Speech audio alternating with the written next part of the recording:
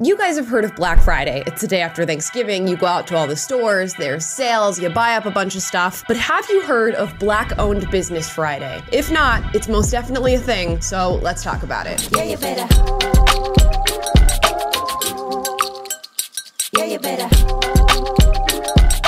Guys, before we get into this video, if you'd like to support the work that I'm doing on this channel, I have a Patreon. The link is in the description down below. And thank you so much to all the people who have chosen to become patrons. Now, let's talk about Black-owned Business Friday. I have heard about this for the first time just a couple days ago, and I heard about it because of a news clip out of Philadelphia that tells us exactly what Black-owned Business Friday is. Let's watch. Now, a Philadelphia council member planning to introduce some new legislation today, declaring each Friday in December as Shop Black Business Friday.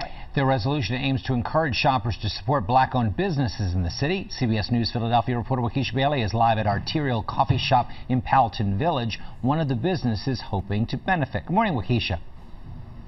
Yeah, good morning, Jim. Janelle, you know, this resolution is so important to small businesses like Arterial Coffee Shop. Now, like I said, this is the first time I'm hearing of anything like this, but apparently Philadelphia has been doing this for 3 years. If we look back 3 years ago, of course, we have the George Floyd riots and all the BLM protests, so I have a feeling I know exactly why this new legislation was passed through. So now every Friday during the holiday season, they're doing these Black-owned Business Fridays where, yes, they segregate businesses based on the race of the owners and then encourage people to support and patronize Black ones by sending out a list of Black-owned businesses. And it's so strange to hear this because it's not as shocking as it should be that they are quite literally encouraging you to patronize certain businesses based on the skin color of the person who owns them. And I think the reason it's not as shocking as it should be is that this has been going on for far too long. There are numerous businesses and corporations that have decided to engage in this racial segregation. Here's just a short list that I can think of off the top of my head. You have Target that has a Black-owned section,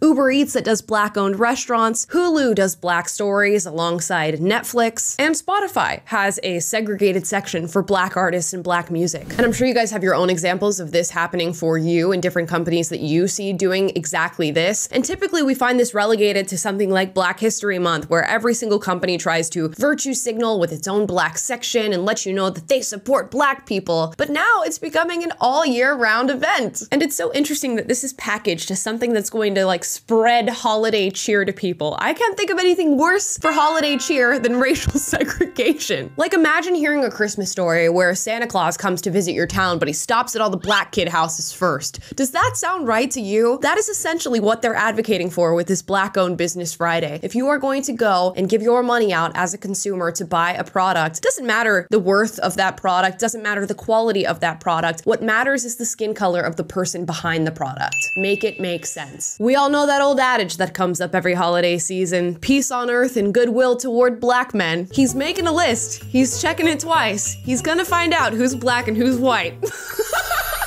And of course, I fell down a rabbit hole finding all the companies and corporations that engage with stuff like this. And did you know that Google every year puts out a music video about shopping at Black-owned businesses? This year, 2023, features Keke Palmer. About my Black-owned business.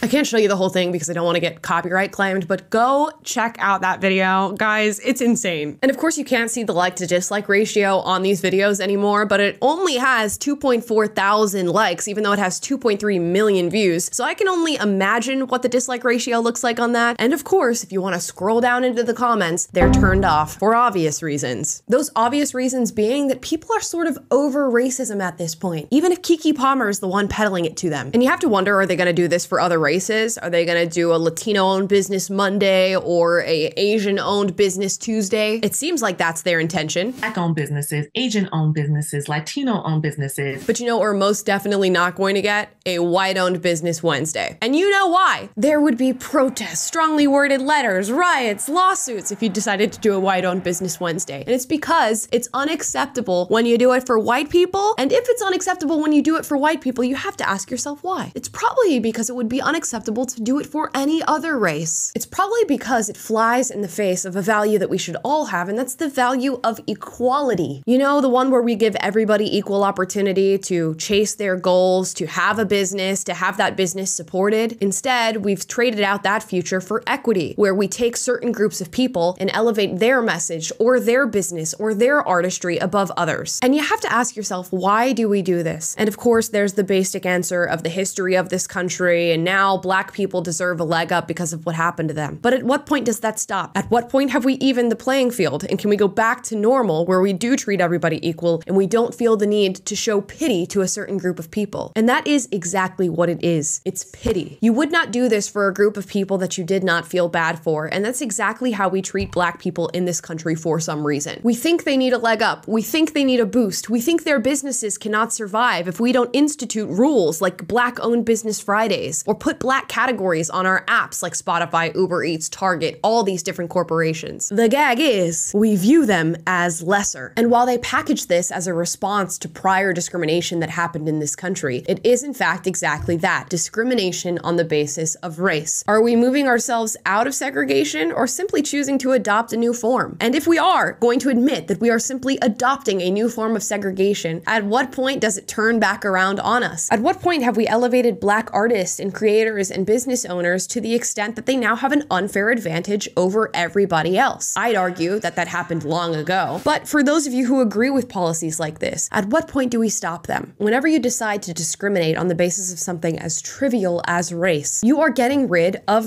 meritocracy. There are people working just as hard as these Black-owned business owners. They are also creating products that I would imagine are just as good. Why aren't we judging them based off of that instead of their skin color? The idea of owning a business in a competitive marketplace is that if you create a product that is better than your counterparts, you can rise to the top. It encourages us to do better, to create better things, to have better customer service. But if none of that matters and we're just choosing businesses based off of whether or not the owner is Black, white, Latina, Asian, we will go nowhere. There's no progress to be made. And that obviously sounds funny, but if you actually take the time to look into some of these Black-owned sections on these websites, you would think that's exactly what they're asking for. Target's website literally says Black beyond measure. And of course, there's the obvious argument to be made. You're hurting other races, the white people, the Asian people, the Latino people, when you decide that Black-owned businesses are the thing of the day. But you're actually harming Black people too. Black business owners and Black people deserve to know that their products or their business stands on its own, rather than being told that people are coming to your businesses just because you're Black. It's the very same when we look at college admissions. Do you want to, I don't know, get into Harvard or get a job or have your business be successful because a group of white people in some corporate boardroom decided that Black people need help and we should give them a leg up because they're not good enough to do it on their own? Or do you want to get into Harvard, get that job, and have a successful business based off of your own work ethic and your own merit? I'd argue the latter is better. So it pains me to see that every year like clockwork, this sort of legislation is being rolled out where we say we're going to exclusively support Black businesses. It's not good for Black people. It's not good for other races. It's not good for our country as a whole, with all of the racial division that we're dealing with right now, to see one race elevated above the other. This idea of equality has been a through line all throughout American history. Most notably, we leaned on this principle of equality to talk about the differences in the way that white and Black people were being treated in this country. And I can acknowledge that America as a country has not always been perfect in its implementation of the idea of equality. But nonetheless, it has merit, it has value, and it is something that we should strive for. But it seems as though recently we've traded in this timeless idea of equality for this new woke equity that services nobody. And it's about time that we reinvigorate that old idea of equality and leave behind this disastrous, equitable future that we seem to all have ahead of us. Which is why this whole Black-owned Business Friday thing is not the vibe for me. And that is not to say that I'm going to boycott Black businesses or I won't support them. I will support Black-owned businesses, but not because they're Black-owned. I will support them because I like the product and the work that they're doing. And if the people doing that work so happen to be Black, wonderful. Just as wonderful if the people doing that work were any other race. Those are just my thoughts. As always, I would love to hear your thoughts in the comments down below. If you disagree with me, duke it out, but do so respectfully. And as always, if you like this video, like, subscribe, click the notification bell to be notified every single time I post a video for you guys, which is every day. And I will see you next time. Yeah, you better.